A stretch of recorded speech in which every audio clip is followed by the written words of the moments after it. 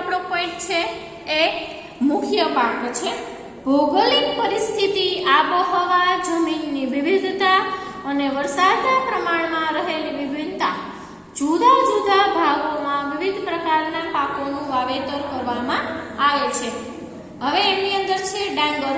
ડાંગર વિશ્વનો અને ભારતનો મહત્વનો કહી શકાય એવો મુખ્ય ખાદ્ય પાક છે।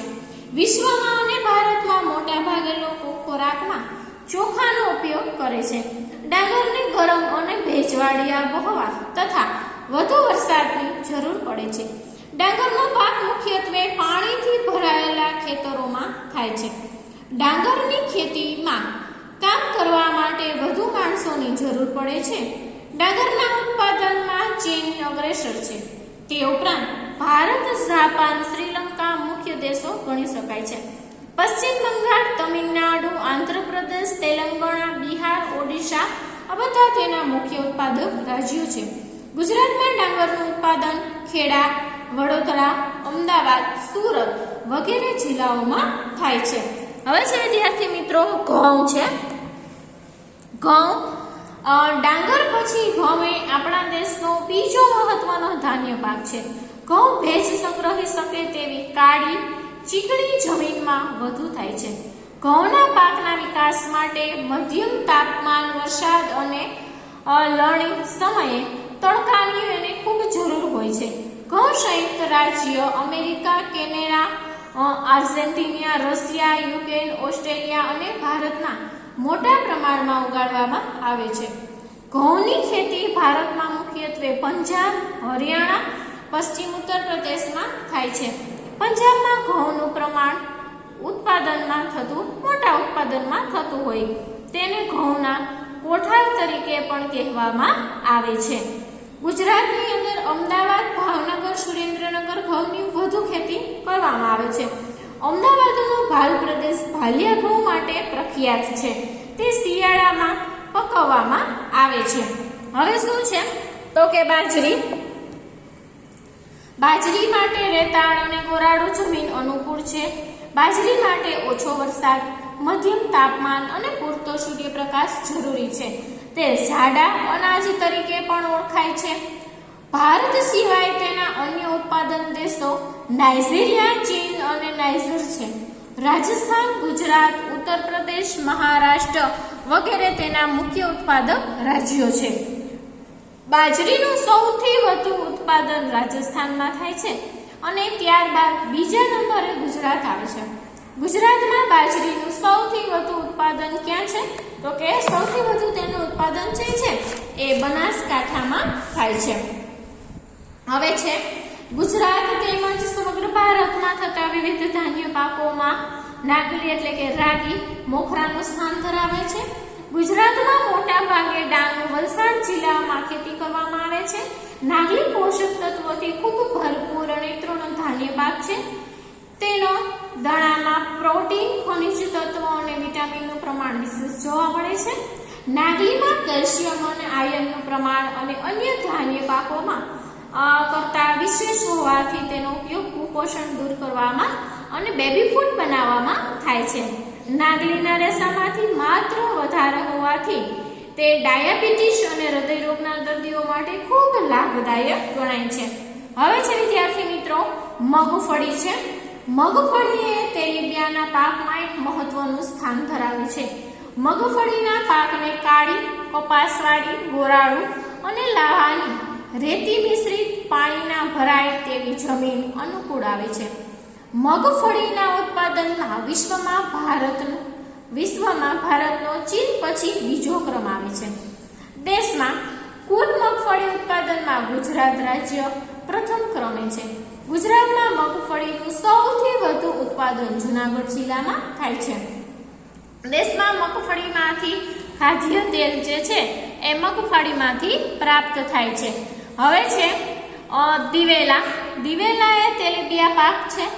દિવેલાને મધ્યમ કાળી અને સારી નિતારવાળી અને રેતાળ જમીન જે છે એ વધુ માફક આવે છે। દિવેલા એટલે કે એરંડાના ઉત્પાદનમાં ભારત વિશ્વની અંદર પ્રથમ ક્રમે છે। ત્યારબાદ અનુક્રમે ચીન અને બ્રાઝિલ ક્રમ આવે છે। ભારતમાં દિવેલા સૌથી વધુ ગુજરાતમાં છે. ગુજરાતમાં મોટા ભાગના જિલ્લાઓમાં દિવેલાનો પાક લેવામાં આવે છે.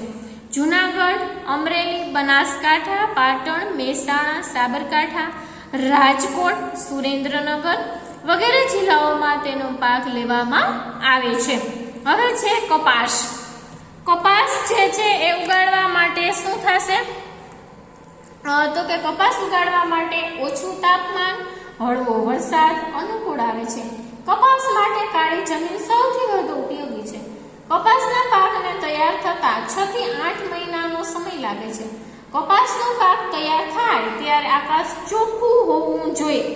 કપાસ કાપડ ઉદ્યોગ માટે એક મહત્વપૂર્ણ કાચો માલ છે. ચીન, United states, Bharat, Pakistan, Brazil અને ઇજિપ્ત કપાસના અગ્રણી ઉત્પાદક છે. ભારતમાં ગુજરાત, મહારાષ્ટ્ર, તેલંગાણા, કર્ણાટક, આંધ્રપ્રદેશ, હરિયાણા, રાજસ્થાન, પંજાબ અને તમિલનાડુ અને ઓડિશા છે. આ બધા શું છે તો કે વગેરે મુખ્ય ઉત્પાદક રાજ્યો છે. ગુજરાત કપાસના ઉત્પાદનમાં ભારતની અંદર કેવું છે તો કે ભારતની અંદર તે શું છે તો કે પ્રથમ સ્થાન ધરાવે છે. શું છે તો કે પ્રથમ સ્થાન ધરાવે છે. ગુજરાતનો ભરૂચ પાસે આવેલા કાનમ પ્રદેશ લાંબા તારના કપાસના ઉત્પાદન માટે જાણીતો છે. ગુજરાતમાં સુરેન્દ્રનગર, રાજકોટ, વડોદરા, અમદાવાદ, સાબરકાંઠા, મહેસાણા, બોટાદ, ભરૂચ, ખેડા, સુરત, પંચમહાલ, અમરેલી, ભાવનગર, પાટણ, જૂનાગઢ, જામનગર વગેરે જિલ્લાઓમાં કપાસનું ઉત્પાદન છે તે ખૂબ સારું એવું થાય છે. ગુજરાતમાં આવેલા ચરોતર પ્રદેશ તમાકુના ઉત્પાદન માટે જાણીતો છે, જેને સોનેરી પર્ણના મૂલ તરીકે પણ ઓળખવામાં આવે છે. હવે છે ખેતીનો વિકાસ છે. ખેતીનો વિકાસ કઈ રીતે થશે તો કે વિશ્વના વિવિધ ભાગોમાં વિવિધ ગતિએ કૃષિનો વિકાસ થાય છે. મોટા પ્રમાણમાં વધુ વસ્તી ધરાવતા વિકાસશીલ દેશો મોટા ભાગે કેવી છે તો કે સઘન ખેતી એટલે કે કૃષિ કરે છે. ખેતી વિકાસ વધતી વસ્તીને વધુ માંગને પહોંચી વળવા ખેતી ઉત્પાદનમાં વધારો કરવામાં પ્રયત્નોથી સંબંધિત છે. આ ઘણી રીતે પ્રાપ્ત કરી શકાય છે, જેમ કે વાવેતર ક્ષેત્રના વિસ્તાર કરી, વાવેતર પાકની સંખ્યામાં વધારો કરી, સિંચાઈની સુવિધાઓમાં સુધારો કરી, ખાતરનો ઉપયોગ કરી અને ઉચ્ચ ઉપજ આપતા બીજના પ્રયોગ દ્વારા ખેતીનું યાંત્રિકીકરણ પણ અને સુધારો કરી અને ખાતરનો ઉપયોગ કરી ઉચ્ચ ઉપજ આપતા બીજના ઉપયોગ દ્વારા ખેતીનું યાંત્રિકીકરણ પણ ખેતીના વિકાસનું એક અન્ય પાસું છે. ખેતી વિકાસનું અંતિમ લક્ષ્ય એ ખોરાકની સુરક્ષામાં શું છે તો કે વધારો કરવાનો છે. ખેતી ક્ષેત્રે સહકારી પ્રવૃત્તિઓનો વિકાસ પણ ખૂબ સારો થાય છે. કિસાન ક્રેડિટ કાર્ડ દ્વારા અને રાષ્ટ્રીય કૃત તેમજ સહકારી બેંકો દ્વારા ખેડૂતોને આર્થિક મદદ માટે કૃષિ ધિરાણ આપવામાં આવે છે. ખેત પેદાશ સંગ્રહવા જુદા જુદા ભાગોમાં ગોદામોની સગવડ કરવામાં આવે છે. હાલમાં સરકાર દ્વારા ખેડૂતોએ રોકડે રેડિયો, ટેલિવિઝન, વર્તમાનપત્રો, કિસાન ચેનલ, મોબાઈલ પર કિસાન SMS, ટોલ ફ્રી નંબર, કિસાન ટોલ સેન્ટર, સરકારના ખેડૂત વર્ષ વેબ પોર્ટલ દ્વારા સતત માહિતી અને નવી તકનીકી અને માર્ગદર્શન જે છે એ પૂરું પડાય છે. ગુજરાતના કૃષિ મેળાઓ દ્વારા ખેડૂતોને અદ્યતન માહિતી અને માર્ગદર્શન જે છે એ આપવામાં આવે છે. હવે છે વિદ્યાર્થી મિત્રો સુધારેલા બિયારણો જે છે, સુધારેલા બિયારણોની અંદર શું આવશે વિદ્યાર્થી મિત્રો તો કે ખેત ઉત્પાદન માટે બિયારણ એક મહત્વનો ભાગ ભજવે છે. શું કીધું કે ખેતીના ઉત્પાદન માટે બિયારણો છે એક મહત્વનો ભાગ ભજવે છે. ખેતીમાંથી વધુ ઉત્પાદન મેળવવા આજે સુધારેલા બિયારણો, પૃથ્થકરણ કરેલા બિયારણોનો ઉપયોગ લાગ્યો છે. સરકાર દ્વારા બિયારણ વિવિધ કેન્દ્રો સ્થાપવામાં આવ્યા છે. બાયોટેકનિકલ પદ્ધતિથી બાગાયતી પાકો માટે ખાસ કરીને રોપા તૈયાર કરવામાં આવે છે, જેના દ્વારા વહેલી પાકની અને વધુ ઉત્પાદન આપતે જતો વિકસાવાય છે. સુધારેલા બિયારણોને લીધે ભારત ધાન્ય પાકોની બાબતમાં વધુ ઉત્પાદન મેળવી અને ક્ષેત્ર માટે શું છે તો કે એક સ્વાવલંબન બની શકે છે. હવે છે જંતુનાશકો. ભારતમાં ખેતીના પાકોને થતું નુકસાન અટકાવવા માટે જંતુનાશક રસાયણો જે છે એ મહત્વનો ભાગ ભજવે છે.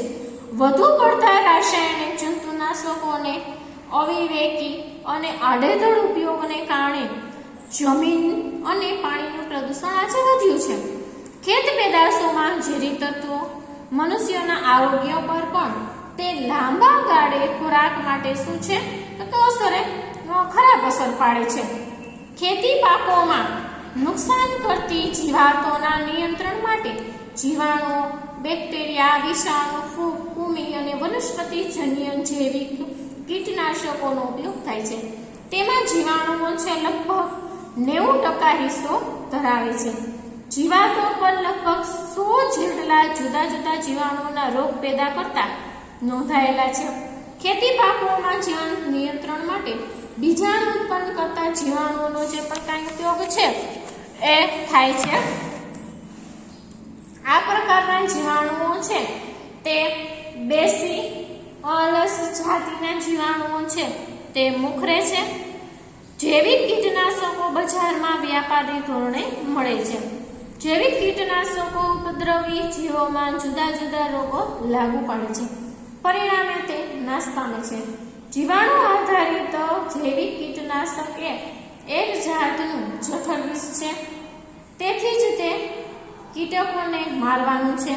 તે કીટકના જઠરમાં જવું જરૂરી છે. પાક પર જ્યારે જૈવિક કીટનાશકનું પ્રવાહી મિશ્રણ છાંટવામાં આવે ત્યારે સુપ્ત અવસ્થામાં રહેલા જીવાણુ ઈયળના ખોરાક સાથે તે શું છે તો કે આંતરડામાં પહોંચે છે અને ઝેરી પ્રોટીન ઈયળના આંતરડા ખાસ કરીને મોઢાના ભાગે લકવો પેદા કરે છે. છેવટે ઈયળ છે તે મૃત્યુ પામે છે. રાસાયણિક કીટનાશકોથી થતી આડઅસરોથી બચવા માટે તેની જગ્યાએ વનસ્પતિજન્ય કીટનાશકોનો ઉપયોગ કરવો જોઈએ. તેમાં ખાસ કરીને લીમડો, કરંજમોહડો, તુલસી અને રતનજોત, ફુદીનો, કારેલા, તમાકુ, સેવંતી વગેરેનો ઉપયોગ છે એ જીવાત નિયંત્રણ માટે છે. હવે છે સિંચાઈની ઉન્નત સગવડો છે. ખેતી માટે પૂરતું પાણી જરૂરી છે. આપણા દેશમાં વરસાદ જે છે એ અનિયમિત, અચોક્કસ હોવાથી પૂરતું પાણી મળી રહેતું નથી. તેની સિંચાઈ જુદી જુદી વ્યવસ્થામાં કરવામાં આવે છે. સામાન્ય રીતે આપણે ત્યાં કુવાઓ, બોર, નાના મોટા બંધો દ્વારા કૃત્રિમ વ્યવસ્થાથી પાણીનું સિંચન કરવામાં આવે છે, જેને આપણે સિંચાઈ કહે છે. હવે છે નહેર. ગુજરાતના સરદાર સરોવર, ધોરાઈ યોજના જેવી અન્ય મહત્વની સિંચાઈ યોજનાઓ છે જેમાં બંધો દ્વારા જળ સંગ્રહ કરવામાં આવે છે. નહેરોની મદદથી ખેતરો સુધી જે છે એ શું થશે તો કે પાણી કે નહેરોની શું હશે તો કે ગુજરાત નહેરોની અંદર શું હશે તો કે ગુજરાતમાં સરદાર સરોવર, ધોરાઈ યોજના જેવી અન્ય મહત્વની સિંચાઈ યોજનાઓ છે જેમાં બંધો દ્વારા જળ સંગ્રહ કરવામાં આવે છે. નહેરની મદદથી ખેતરોમાં પાણી પહોંચાડવામાં આવે છે. નહેરોમાં પાણીના સિંચાઈ માટે સતત વધતું પડતો ઉપયોગ કરવામાં આવે છે તો જમીનની ફળદ્રુપતામાં ઘટાડો થાય છે. જે ખેત તલાવડી ખેતરોમાં ઢોળાવવાળી જમીનની સેઢા પર બનાવવામાં આવે છે, જેમાં વરસાદના પાણીનો સંગ્રહ કરવામાં આવે છે. વરસાદ બંધ થયા પછી પાકને પાણીની જરૂરિયાત હોય ત્યારે સિંચાઈ માટે તે શું થશે તો કે ઉપયોગી બને છે. ચેકડેમ. નદી, ઝરણા કે વહેણનું પાણી વહી જતું અટકાવવા તેની આગળ પાકો બંધો બાંધવામાં આવે છે. તેને ચેકડેમ કહે છે. ચેકડેમ બાંધવાથી કુવા અને બોરના તળ છે તે ઊંચા આવે છે. હવે વિદ્યાર્થી મિત્રો, ટપક સિંચાઈ પદ્ધતિ. ટપક સિંચાઈ પદ્ધતિ જે ખૂબ સારી છે. ટપક સિંચાઈ એ સૂક્ષ્મ પિયત પદ્ધતિનો એક પ્રકાર છે. પિયત એટલે શું છે તો કે પીવા માટેનો જે પાણીનો ઉપયોગ થતો હોય જેના દ્વારા પાણીની બચત થાય અને પોષક દ્રવ્યો એટલે કે તત્વો ધીમે ધીમે છેડાના મૂળ સુધી તે શું છે તો કે તેના મૂળ સુધી તે પહોંચે છે. આ પ્રક્રિયા જમીનની ઉપલી સપાટીથી અંદરની સપાટી મૂળ એટલે કે સીધા એના મૂળ ઉપર તે અસર કરે છે. આનો મુખ્ય ધ્યેય છે તે બાષ્પીભવન ઓછું કરી છેક મૂળ સુધી પાણીને પહોંચાડવાનો છે. ટપક સિંચાઈ પદ્ધતિમાં વાલ્વ, પાઇપ, નળીઓ, ઉત્સર્જકોનો સહિયારો આ બધાનો ઉપયોગ કરી પાણી સિંચવામાં આવે છે. પાણી અને પોષક તત્વોને ડ્રીપ લાઇન્સ તરીકે પણ ઓળખવામાં પાઇપોમાં આ ક્ષેત્ર વિતરણની અંદર કરવામાં આવે છે, જેમાં ડ્રીપર તરીકે ઓળખાતા નાના એકમો હોય. દરેક ડ્રીપર પાણી અને ખેતરો ધરાવતા ટીપાને શું છે તો કે એક ટીપાને તેઓ બહાર કાઢશે. બહાર કાઢી લીધા પછી પરિણામે પાણી અને પોષક જે પણ કંઈ તત્વો છે એ પોષક તત્વો પાણીની સાથે ઓળખાતા એક નાના એકમો છે. દરેક ડ્રીપર પાણી ખાતરો ધરાવતા ટીપાને બહાર લાવી શકે છે. આ શું છે તો કે એક સરખા પ્રમાણમાં દરેક છોડના મૂળમાં જાય. આ પદ્ધતિની સફળતાનો આધાર કેવી રીતે બનાવટ, જાળવણી અને કાર્યરત કરાય છે તેના પર પણ રહ્યો છે.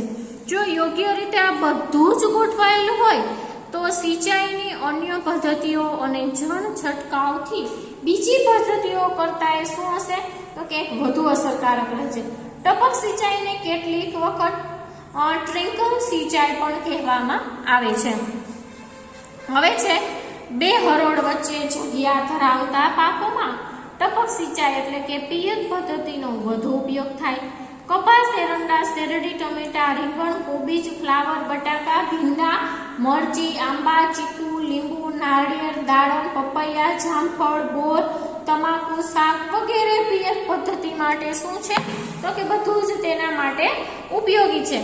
ટપક પદ્ધતિ દ્વારા પાણીની 40% થી 60% સુધીની બચત છે જે તમે કરી શકો છો. ખાતરની 25% થી 30% બચત થાય છે. ક્યારા, પાડા, આમણા, ધોરિયા જમીન પોચી રાખવા માટે ગોટ કરવાની તેમજ પિયત આપવા માટેની મંજૂરી પણ બચે.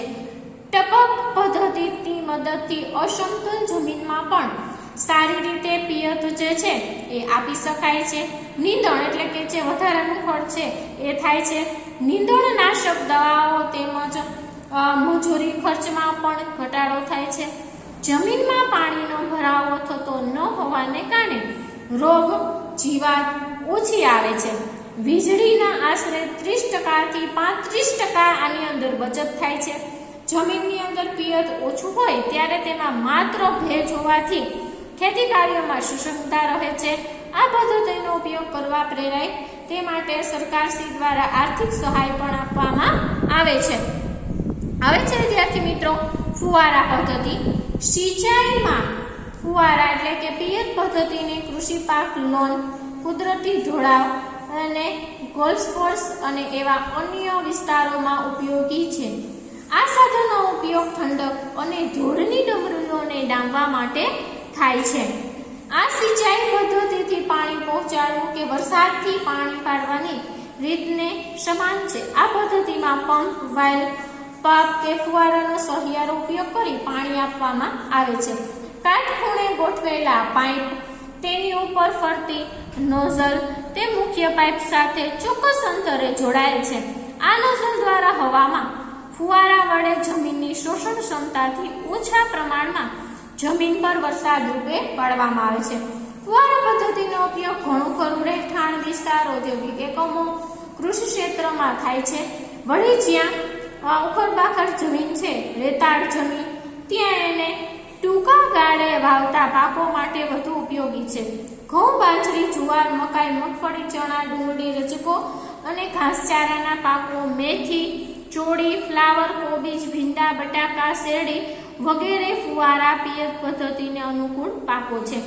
આમ ખેતીમાં વિવિધ આધુનિક સિંચાઈ પદ્ધતિનો ઉપયોગ પાણીના બચાવ માટે અને જમીનની ગુણવત્તા જાળવી રાખવા માટે ખૂબ ઉત્પાદન મેળવી શકાય છે. ખેતી છે વિદ્યાર્થી મિત્રો આપણા માટે ખૂબ જ ઉપયોગી છે. આજે આપણે આ પાઠની સંપૂર્ણ ચર્ચા કરેલી છે. નેક્સ્ટ યુનિટ છે તેની નેક્સ્ટ વિડીયોની અંદર ચર્ચા કરશું.